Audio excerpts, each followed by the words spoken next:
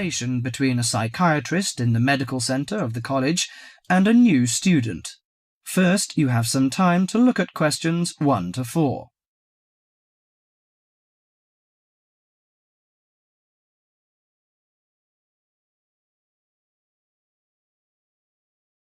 Now listen carefully to the conversation and answer questions 1 to 4. Hello, sit down, please. Thank you. Now, you are a new patient, aren't you? Yes, that's right. OK, so I'd better get some basic details down first. Right, we'll start with your name. Martin Hansen. Do you spell that S-O-N or S-E-N? Hansen. OK, and you're a first-year student? Yes, I am. Study in? Electronics, actually. I hope you enjoy it. Thanks. And your address? 2805 Hesperian Avenue, Hayward. 2805 and Hesperian. Yes, that's Hesperian. Hayward, Hayward. And your phone number? 734-246-55. 734-264-55. No, you got the 6 and the 4 the wrong way round. It's 246-55. Huh? Sorry, right. And, when were you born? The 15th of June, 1986. Here in New Zealand? No, I was born in Sydney.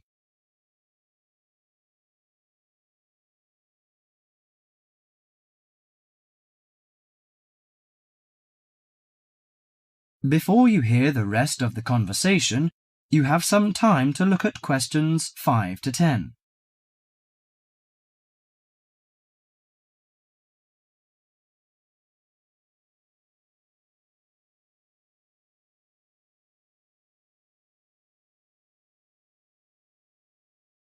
Now listen to the conversation and answer questions 5 to 10.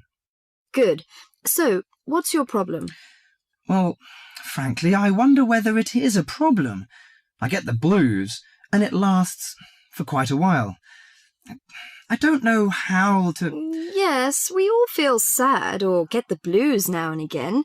Generally, our sadness lessens in time, and with the support of friends. However, if the depression leads to difficulty in thinking and greatly disrupts your daily routine, it can be evidence of a psychiatric problem. What do you feel exactly? I always feel sad and worthless. I find it hard to fall asleep and wake up early in the morning. How long has it lasted? Nearly half a month. Do you feel fatigue or loss of energy? Or you may have lost interest or pleasure in usual activities? Yes, sometimes. At first I thought I could overcome it by myself, but I failed, and I'm so glad that you came here. It seems that you are suffering mild depression from your symptoms. Depression? Yes, I feel depressed sometimes. But why would I... Depression may occur as a result of biochemical changes in the body. Alcohol, amphetamines, cocaine, and LSD can bring on depression. Those who have a family history of depression usually have a greater risk of depression. Sometimes the worrying changes in life can lead to depression. I see. I had a really bad breakup of a love relationship. It makes me feel hopeless. Do you think I need some treatment? Yes. Antidepressant medications are often used to treat depression, if it is serious. But I don't suggest them at first because of the side effects. I suggest psychotherapy, which can give you support and help you regain control. So do I need to come here every day? No, I will arrange counselling sessions for you, which will last 12 to 20 weeks. You come here once or twice each week. The psychotherapy is directed at helping you gain insight and understanding about events in your life, which may have contributed to your depression.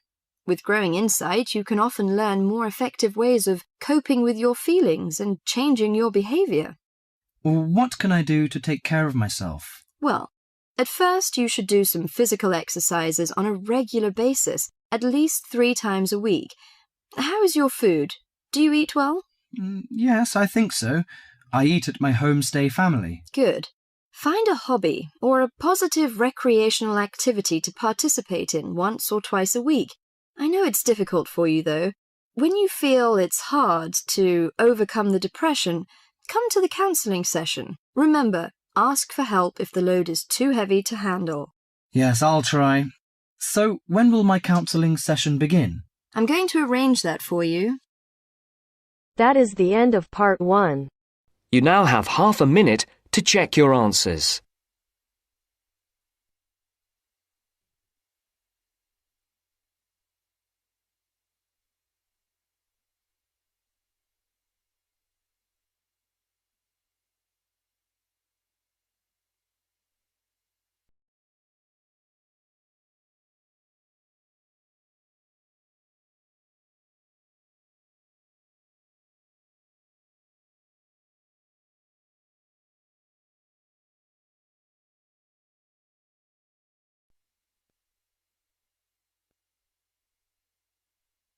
Now turns to part 2.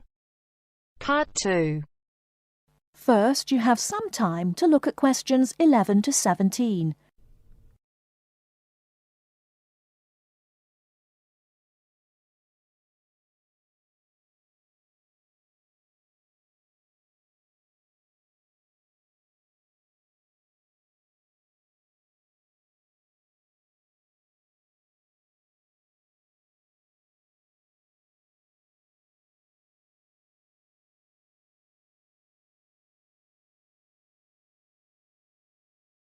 Now, listen carefully and answer questions 11 to 17. Hello, and thanks everyone for coming here today. I know it's always a bit stressful going for a job interview, but it's best to be prepared. For any of you who may not know me, my name is Fiona Ogilvie, and my job is to offer guidance and support for students with special needs. Now, you wouldn't be here today if you weren't interested in finding a job in the holidays. So let's get down to it and see what things you need to be looking out for. Most of you, I hope, will be applying for jobs with the companies that have been recommended by the university. The reason for this is that we here at the university already know these companies and have established good working relationships with them. I've also been to visit all of them and checked out the facilities they have to offer. You really need to make informed choices when you're looking for a job and make sure you know before you even get to the interview stage that your needs will be met.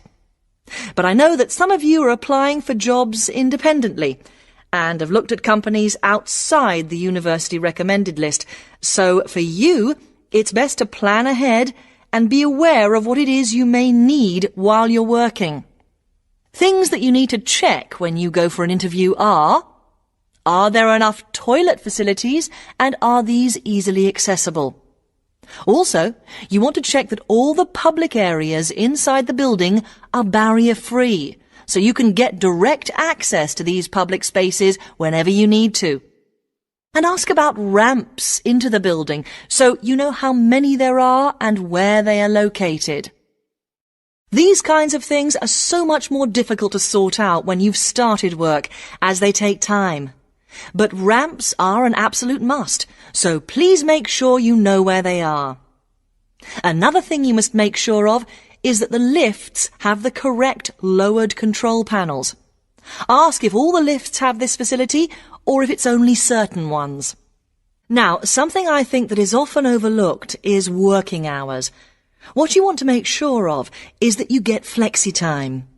This basically means that your working hours are flexible and you can clock on and clock off in times that suit you. Within reason, of course. Most companies do recognise that it takes much longer for someone in a wheelchair to get on and off buses and trains. Public transport can take that much longer, so you need to be organised and prepared. And for those of you lucky enough to own a car, check how many disability parking spaces are available. Remember that it's your right to have a disabled parking space. These also need to be near enough to a wheelchair accessible entrance or ramp. OK, are there any questions before we move on? Before you hear the rest of the talk, you have some time to look at questions 18 to 20.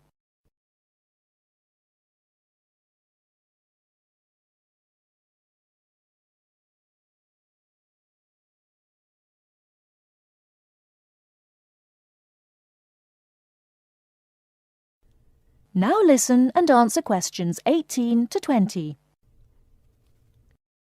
Right, let's move on then. Now I want to talk you through the series of visits to companies which we've got planned for next week. On Monday morning, we will be visiting the Lowland Hotel.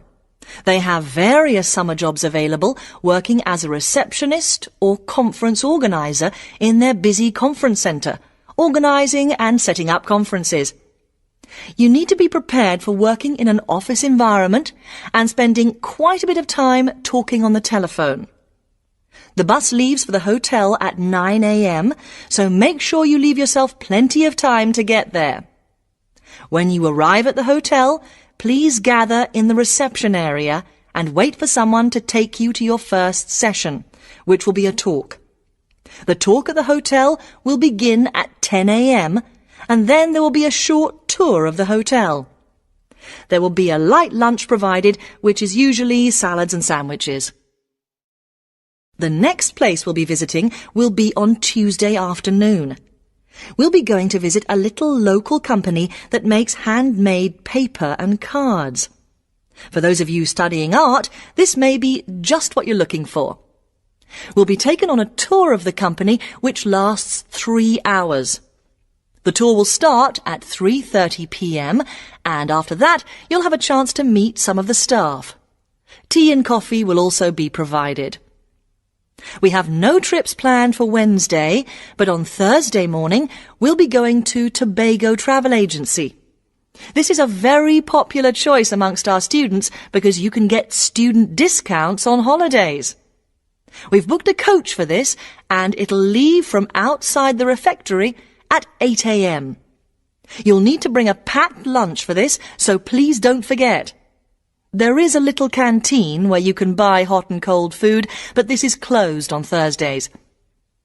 Friday, we'll be having representatives from all the companies visiting us, so you will have a chance to ask any questions, and of course, put your name down on the list if you're interested in working for them over the summer. This event will take place in the main hall next to the library, and it'll run from 10:30 until 4. I really hope you make the most of this excellent opportunity to not only earn yourself some extra money, but also to gain experience of what it's like to work. And if you'd like to find out more, then please ask some of the students who worked last year. They're all wearing green badges and will be happy to speak to you afterwards. That is the end of part 2. You now have half a minute to check your answers.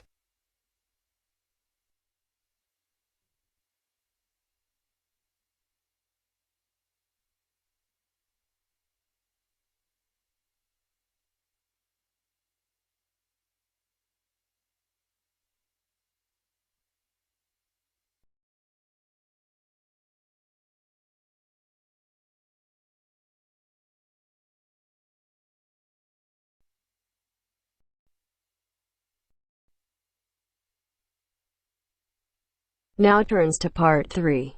Part 3. You will now hear a radio talk on agricultural regulations. First, you have some time to look at questions 21 to 25.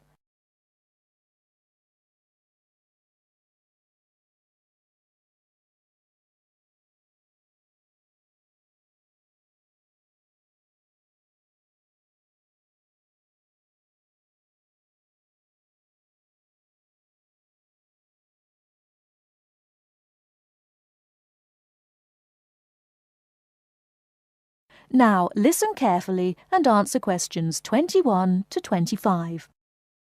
Could there be clearer proof of the arrogance and indifference of those who are supposed to keep our food safe than the muzzling of John Verrill? Agriculture is a business, true, and businesses have to make money. But this shows how ministers and officials put the profits of the agriculture business before the well-being of the British people. Mr. Verrill, a pharmaceutical chemist, was appointed to represent consumers on one of the many committees that advise the government on food safety. When he tried to do his job, though, and wanted to warn ministers of a danger to children's health, he was refused permission to do so. The danger comes from hormones given to cattle in the USA and some other countries to make them grow faster. They speed up the animal's development to maturity, thus making meat production more profitable. There have, however, long been fears that the hormones have horrendous effects on the people who eat them, causing diseases as serious as cancer. Once these hormones were used on British cattle too, but over 20 years ago they were banned in Europe for being too dangerous. Indeed, so concerned is the European Union that it banned imports of hormone-fed beef years ago, much to the fury of the US government, which wants to sell it all over the world. Several years ago, the USA and Canada asked the World Trade Organization to declare the ban illegal and to punish Europe for failing to lift it. The WTO, with its long record of refusing to let environmental or safety concerns interfere with trade, agreed, imposing fines of more than $120 million a year on the EU for its refusal to back down. The British government now backs the Americans, claiming that there is no proof that hormone-fed beef does any harm. This is where Mr. Verrill comes in. He is very angry with the government, especially as their claim comes out just after a Danish study shows that growth hormones are 200 times more dangerous than was previously thought. Worried by these findings, Mr. Verrill spoke to government representatives, who did nothing. Before you hear the rest of the talk, you have some time to look at questions 26 to 30.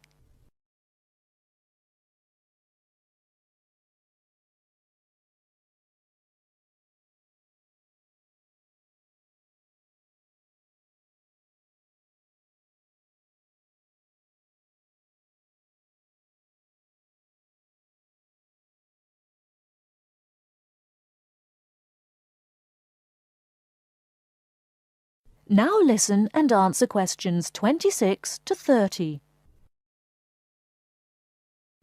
Not only that, but they have not been testing beef which is imported, which, by law, they are required to do.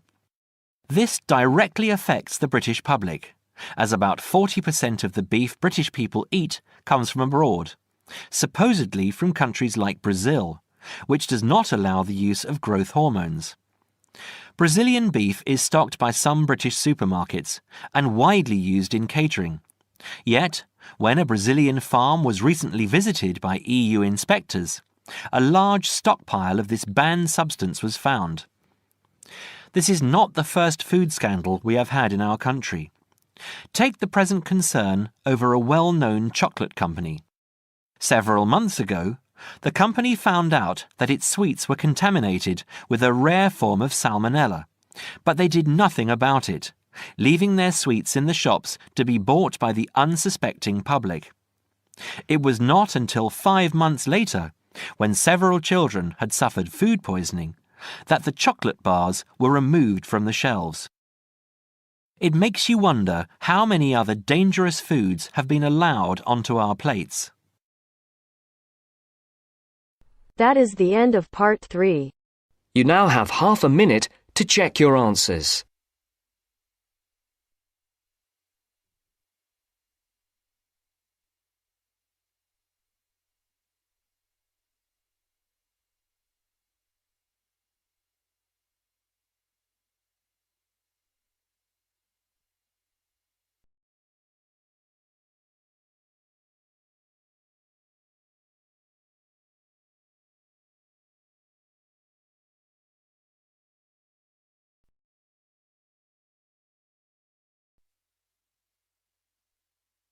Now turns to part 4. Part 4. Now turns to part 4. Part 4. Well, it's the beginning of the digital age, and technology is all set to completely revolutionise the way we watch TV, videos and DVDs and play computer games at home. First, you have some time to look at questions 31 to 40.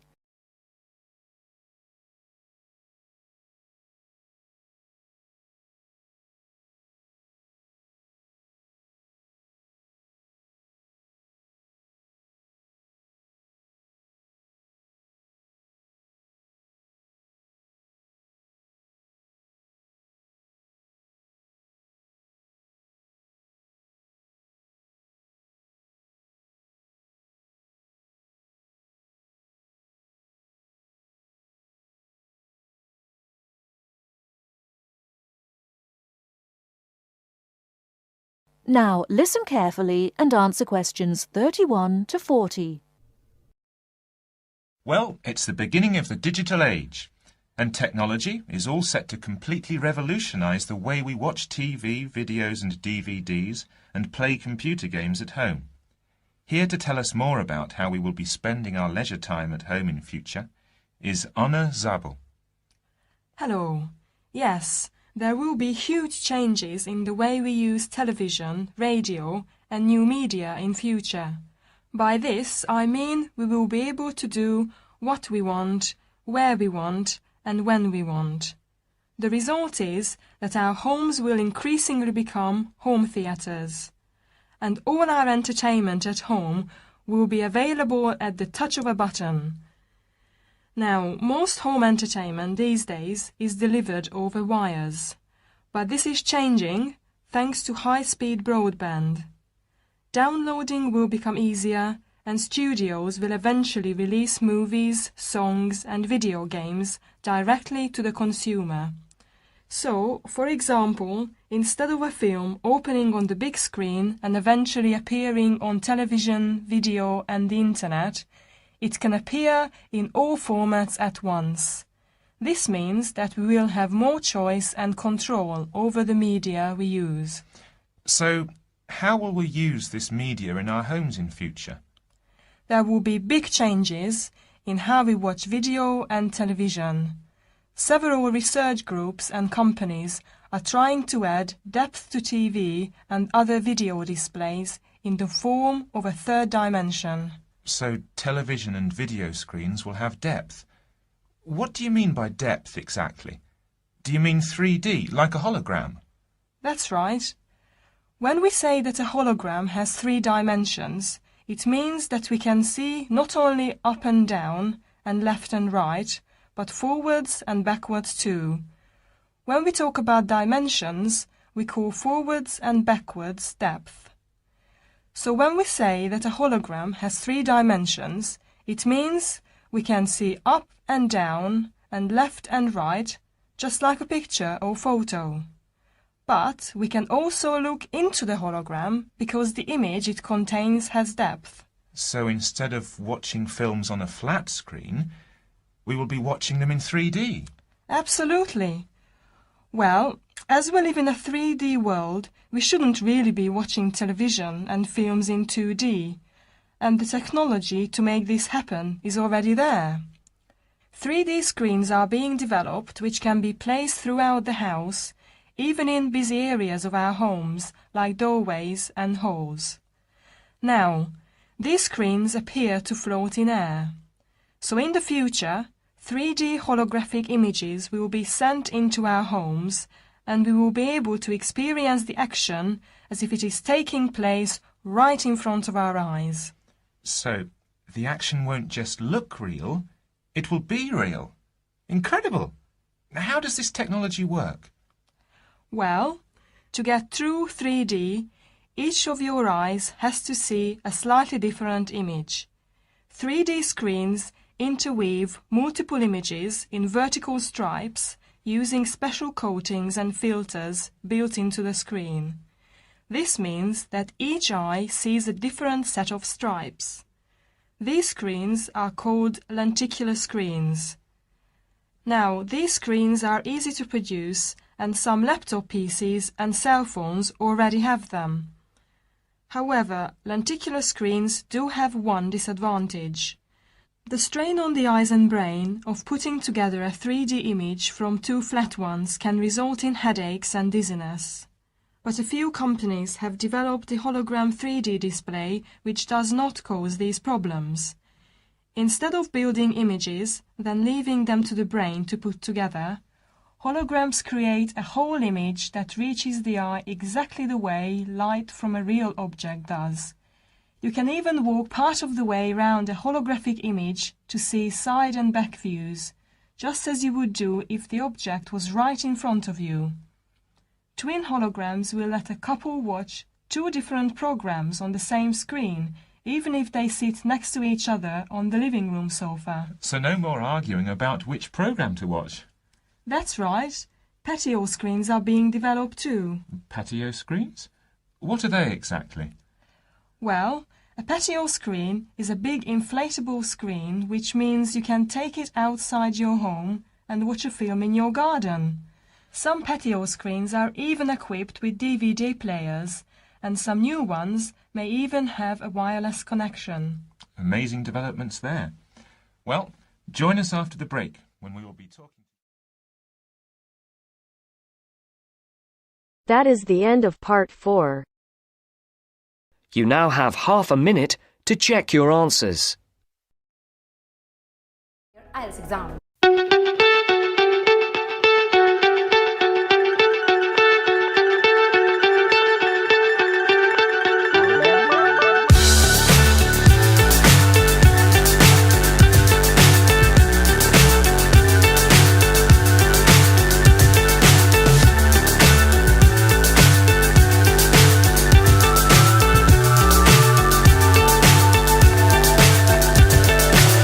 So high I'm hypnotized. What's up is down, what's left is right. Chasing stars and holding you. I can't see the end, but we'll see it through.